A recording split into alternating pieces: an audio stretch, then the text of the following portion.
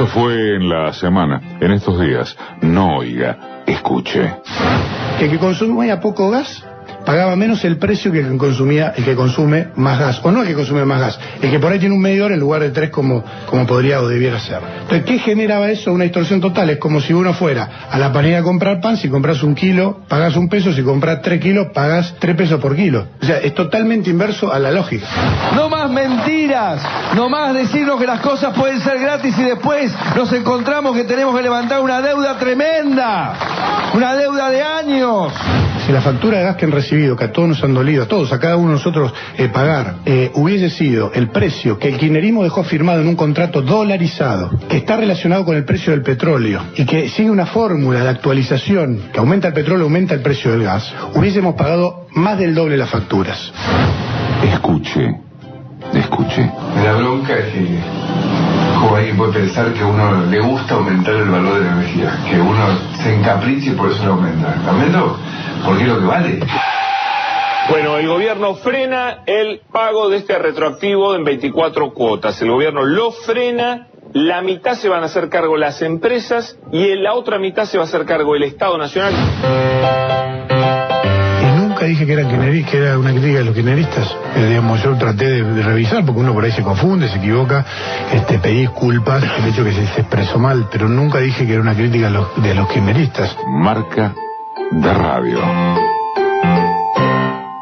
La primera parte de lo que escuchamos con las declaraciones de Iguacel, el secretario de Energía, resume lo que el tipo dijo en su raíz mediático hasta el miércoles a la mañana. El miércoles al mediodía, como lo citábamos en el editorial, aparece Frigerio y dice, no, está todo mal, vamos para atrás, van a pagar la mitad las empresas y la mitad del Estado, como también lo señalábamos hace unos minutos, los mismos usuarios, solo que por una vía publicitaria menos indolora. Se suma a esto que el costo de la devaluación, el que iban a pagar directamente los usuarios, saltó de 10.000 a 20.000 millones de pesos. ¿Cómo puede ocurrir el milagro de que se calcule con semejante diferencia cuál es el monto de lo que iban a afrontar los usuarios y ahora de nuevo los usuarios a través del Estado más las empresas? Me parece una manera adecuada de presentar de qué hablamos cuando hablamos de política energética de este gobierno acerca del tema y no solamente de las tarifas como componente informativo. El primer invitado de hoy es Ignacio Sabatella, es licenciado en Ciencia Política, es investigador del CONICET. Estuviste ya hace un tiempo aquí. Un tiempo largo, hace unos 6 años atrás. Y además es coautor de Historia de una privatización, cómo y por qué perdimos YPF, y ex secretario de Energía bajo la lupa, que lo editó Planeta en 2014. Gracias por estar. Gracias a vos. ¿Bajo qué dibujo conceptual entendemos esta comedia que ocurrió? Porque en un punto es una comedia. Bueno, si me dejas empezar en términos muy generales... Dale, hagamos pirámide invertida de mayor o menor. Claro. Estamos ante la comprobación empírica de un desajuste muy importante en la política económica del macrismo, que ya advertíamos incluso desde la campaña electoral de 2015, cuando hablaban de esta política tarifaria, y en aquel entonces decíamos, la política tarifaria que quieren aplicar va a ser totalmente incompatible con una política antiinflacionaria. Eso no nos bastó muy pocos meses para comprobarlo. El aumento de las tarifas impulsó la inflación. Y ahora lo que estamos viendo adicionalmente es una incompatibilidad de esta política tarifaria con la política cambiaria flexible que se empezó a aplicar a partir de este año y doblemente impulsada a partir del acuerdo con el Fondo Monetario Internacional. Es decir, yo veo una política tarifaria que es incompatible con la política antiinflacionaria. Eso se entiende, eso se entiende porque si suben las tarifas sube la inflación. ¿Y lo otro? Lo otro, porque la política tarifaria que quiere implementar el macrismo desde el inicio de su gobierno es básicamente la de los años 90, en el marco de la convertibilidad, en el marco de la paridad 1 a 1 peso con el dólar. Es decir, en ese momento la dolarización de las tarifas estaba en relación 1 a 1. Ahora, si querés implementar la dolarización de las tarifas, la relación es otra. Estamos hablando de 1 a 38, 40. Sí. Y entonces... Con lo cual, ahí se producen los desajustes. Es el desajuste que vimos en los últimos 10 días, que las productoras de gas y las distribuidoras de gas habían pactado un precio del millón de BTU del precio del gas en boca de pozo a 20 pesos con 30. Está bien. En marzo. Dólar a 40, se les va al demonio y pretenden que se los compense. ¿Podemos, Ignacio, ponerle nombre a productoras y distribuidoras de gas? Porque en general se habla, los amigos de Macri, Mindling, Eurnequian. ¿Cuáles son los nombres de lo que estamos hablando, de los que estamos hablando cuando hablamos de las tarifas energéticas en Argentina? Bueno, cuando hablamos de productora de gas, hablamos en primer lugar de YPF, está claro. Estado. Pero también estamos hablando de Tecpetrol, que es Techint.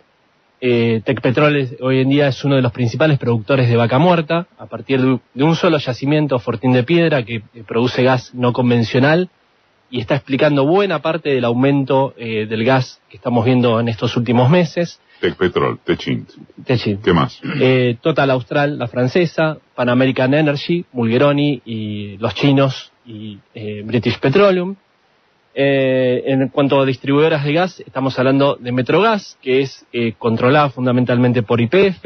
¿Me dejas reparar en lo siguiente? Recordemos que hay las productoras, que son las que sacan el gas. Están, con la luz pasa lo mismo obviamente, ¿no? Están las transportadoras, que lo llevan, y las distribuidoras, que los distribuyen. ¿Está bien? Tal cual. Hasta acá estamos con los que producen gas y petróleo. Sí. En el medio tenés a las transportadoras, que son dos. ¿Que son cuáles? Gas del Sur y Gas del Norte. ¿Quiénes son? Controladas, una por Techint, otra por Pampa Energía. Pampa Energía, Mindling. En cuanto a distribución, tenemos a Metrogas, como te decía, controlada fundamentalmente por YPF. Y después tenemos otras 7 distribuidoras a lo largo y ancho del país. Entre ellas Gas Cuyana y Gas del Centro, donde ahí tiene intereses Nicolás Caputo. Y tenemos Litoral Gas, por ejemplo, donde también tiene intereses Techint. Y bueno, básicamente te estaría tirando esos nombres. A partir de eso, perdón, estás tirando más que nada nombres argentinos. En gran parte. OJ, Techint, y ya que viene bien, Techint es una multinacional italiana, no es un grupo argentino, OJ. Con sede en Luxemburgo. Ajá, exactamente. Perdón, ¿cómo diferencias eso que no es argentina? Porque cuando se habla de Techint se habla de la gran multinacional argentina, y es una multinacional italiana con sede en Luxemburgo. ¿De qué lectura se puede hacer a partir de que estos son los nombres? ¿Influyen de qué hablamos cuando hablamos de política energética? Bueno, yo quería complementar lo que decía al principio, porque cuando uno ve la inconsistencia de esta política económica del macrismo, esta inconsistencia entre política tarifaria, antiinflacionaria y la política cambiaria, yo creo que esa inconsistencia tiene que ver con las demandas contradictorias de las fracciones de clase que componen el gobierno de Cambiemos. A ver. ¿Por qué? Porque, bueno, ¿tienen grieta en el bloque dominante con esto? Yo creo que sí. Lo que estamos viendo, cuando hablamos de inconsistencias, con marchas y contramarchas, yo creo que estamos hablando de esto. A ver. Porque cuando asume Aranguren, estaba clarísimo cuáles eran los intereses que representaba Aranguren. Ahora con Iguacel no es tan directo, porque menos conocido para gran parte de la sociedad. Está bien, pero para Aranguren, Shell. Iguacel. Plus Petrol. Es otra petrolera, productora de gas y de petróleo, con capitales argentinos, de la familia Rey, que es una familia argentina, pero que hoy en día es una empresa bastante internacionalizada, donde tiene mayor parte de su actividad más en Perú que en Argentina, pero también es una empresa importante. Igual Iguacel viene de ese paño. Ajá.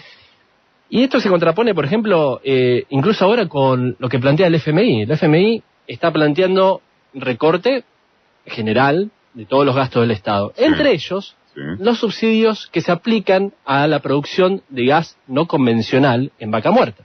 El fracking. Fracking. Es decir, estos son subsidios que, bueno, uno los puede rastrear incluso en la gestión anterior, kirchnerista, que durante el mandato de Aranguren tomaron otro nombre, pero son subsidios que se hacen a la oferta para producir mayor gas no convencional. Sí. Se paga una diferencia entre lo... el Estado paga una diferencia entre lo que paga el usuario final y lo que finalmente ingresan a las arcas de las productoras. Sí. El FMI está diciendo, no, aflojen con esto.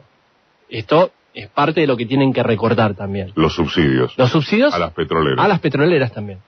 Con lo cual, a esto me refiero con las incompatibilidades, las inconsistencias, tienen que ver con los distintos fracciones de clase que están presentes al interior de la Alianza Cambiemos. Está Ignacio Sabatella, es politólogo e investigador del CONICET. Las 10:47 está aquí Ignacio Sabatella, es politólogo, investigador del CONICET, coautor de Historia de una privatización, cómo y por qué perdimos YPF del 2012. Esa fue, la editó Capital Intelectual, ¿no? Capital Intelectual. Y Planeta te editó Ex Secretarios de Energía bajo la lupa.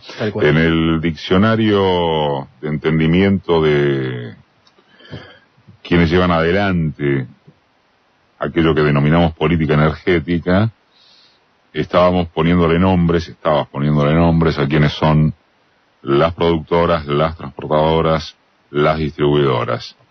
Y planteabas un esquema de choque, si se quiere, entre las distintas facciones de la clase dominante, a quien representó cada secretario de Energía, Aranguren a Shell, Iguacela Plus Petrol. Y de qué manera, esto lo estabas diciendo fuera de micrófono, pero me parece interesante que lo vuelques al aire, de qué manera está condicionado lo que pueda seguir por el Fondo Monetario. ¿El Fondo Monetario a qué viene? ¿A ordenar, decías, las facciones de la clase dominante en esto también? Bueno, estamos hablando de hipótesis, ¿no? Sí, obvio. Yo creo que no es una hipótesis mía. El Fondo Monetario Internacional viene a ordenar buena parte de este choque de intereses al interior de la coalición gobernante, porque en definitiva la mega devaluación responde a los intereses de las agroexportaciones, las tarifas responden a otros intereses, decíamos, de las empresas energéticas, y estamos viendo que no son compatibles en este momento una con la otra. Ahí es donde se originó el desfasaje. Déjame decirte, Eduardo, el esquema que quiere implementar de política tarifaria del gobierno es el del año 92. La ley... ¿Luz y gas o en general? En general, pero específicamente de gas. La ley Marco Regulatorio y Privatización de Gas del Estado, no sé si te acordás bajo cómo se votó esa ley. Con el diputrucho. Con el diputrucho. Este es un dato de color que quería traer acá, porque dicen, queremos respetar el marco regulatorio vigente, que efectivamente hasta el día de hoy siguió con muchos baches en el medio, con muchos parches, perdón, pero se refiere a aquella votación del año 92 con el diputrucho. ¿Y qué dijo el ENARGAS, el Ente Nacional Regulador del Gas, cuando las distribuidoras a mitad de este año le advirtieron que se estaba produciendo un desfasaje entre lo que habían acordado de precio con las productoras y el tipo de cambio? Uh-huh. El ENARGAS le contestó, con el marco regulatorio vigente que responde a un contexto de la ley de la convertibilidad, no podemos hacer nada. Entonces le vamos a pedir intervención a la Secretaría de Energía. Y ahí es cuando apareció la resolución 20 de 2018 de Iguacel, que supuestamente venía a traer orden a este desfasaje, pero cargándole el costo de la devaluación, como estábamos diciendo antes, a los usuarios. Efectivamente, ya los usuarios están soportando tarifas exorbitantes, con lo cual agregar estas ridículas 24 cuotas con intereses generó un rechazo social y político muy fuerte, con lo cual tuvo que retroceder el gobierno. ¿Y cómo sigue esto, Ignacio? Respecto de las tarifas puntualmente, después me interesa retomar lo del Fondo Monetario, porque dieron marcha atrás con volcarle a los usuarios el pago a las empresas, pero las tarifas tienen que seguir dolarizadas, porque ese es el acuerdo que ellos tienen con los dueños de las empresas, actualizar y dolarizar las tarifas. Cuando Macri dice, bueno, hay que pagar lo que vale, lo que está diciendo es, hay que pagarles a las empresas lo que vale. Los tipos te fijan un precio en dólares en Boca de Pozo, que nadie sabe por qué lo fijan, por ejemplo. Entonces, ¿cómo sigue la historia? Bueno, hablando del precio del gas en Boca de Pozo. O sea, cuando lo sacan al gas. Sí. Vos sabés que está bajando en dólares el costo y el precio al que las productoras lo están ofreciendo a las distribuidoras. Que esto sería una buena noticia. ¿Y por qué? Brevemente, ¿por qué está bajando este precio al que lo ofrecen? Por una mayor producción del gas no convencional, fundamentalmente de vaca muerta.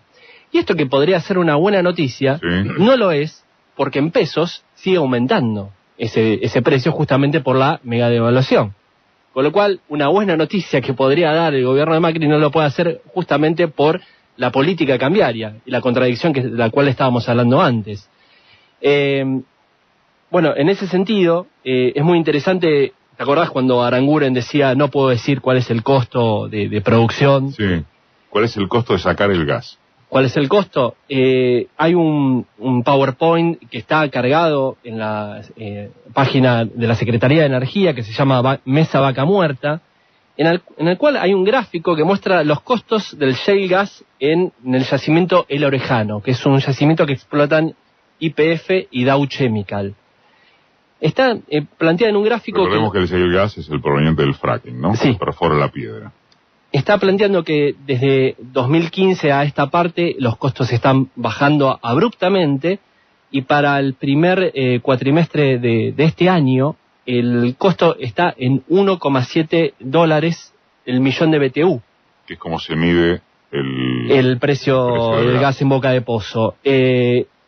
La escala de Aranguren preveía que el año que viene este precio llegue, que a los usuarios llegue a 6,80. Vos date cuenta que estamos hablando de un desfasaje importante. Bueno, está bien, pero si lo están sacando a 1,7 y Aranguren preveía 6,8 dólares, un delirio. Entonces, si está bajando a eso, ¿a cuánto te están cobrando las empresas? ¿A cuánto sacan el gas?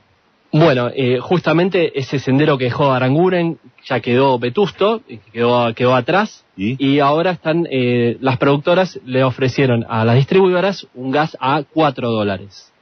Es decir, todavía siguen ganando bastante en relación, por lo menos a los costos que están presentados en este yacimiento. No podemos hablar de la totalidad de los yacimientos, ¿no? Coqui. Consulto, sí o sí, y si no, ¿dónde existe eso? El valor del gas que se consume, que se saca en el país y se consume en el país, ¿tiene que estar en dólares? ¿Sí o sí?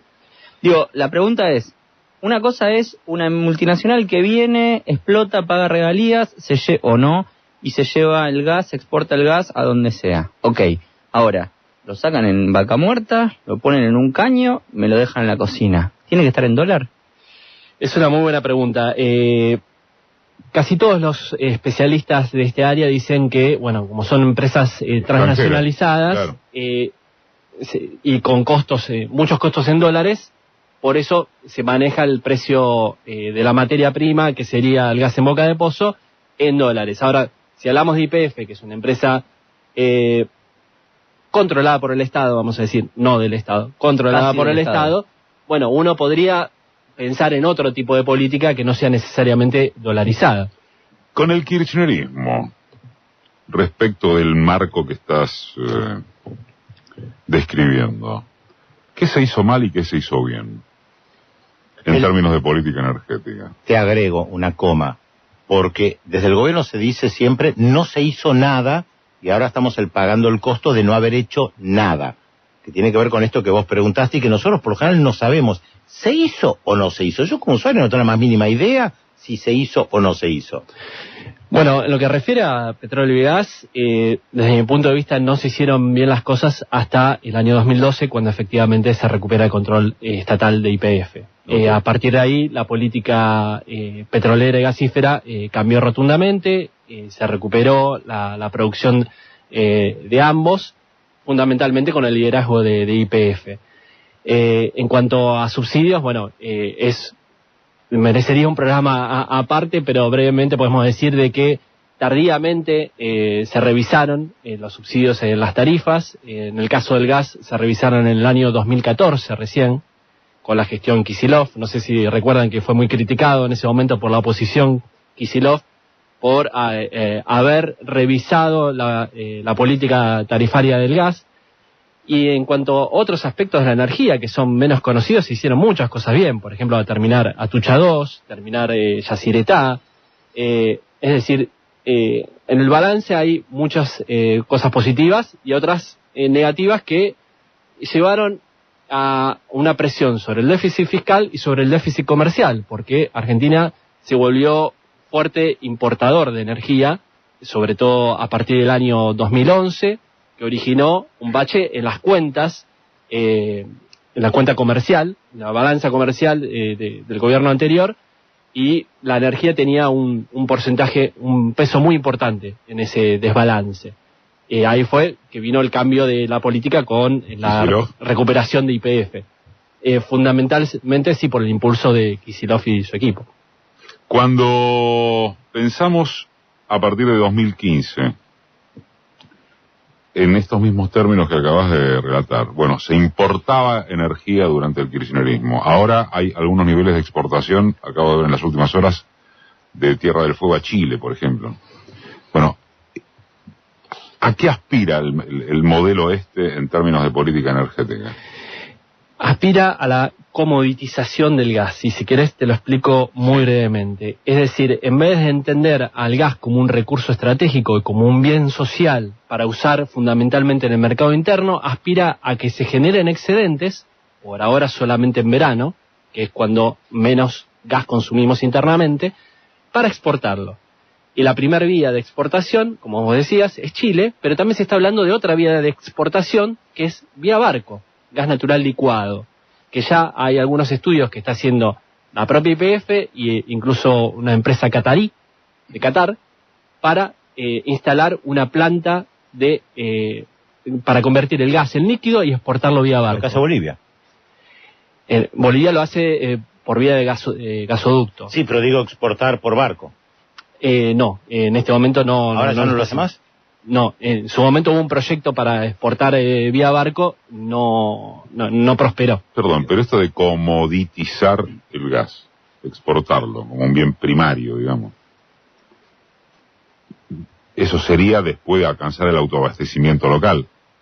Estás dando con un punto clave. El macrismo no habla más de autoabastecimiento.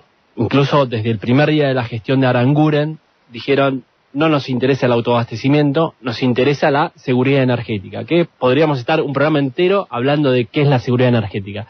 Pero borraron del diccionario la palabra autoabastecimiento, y no es casual. Justamente porque no están previendo.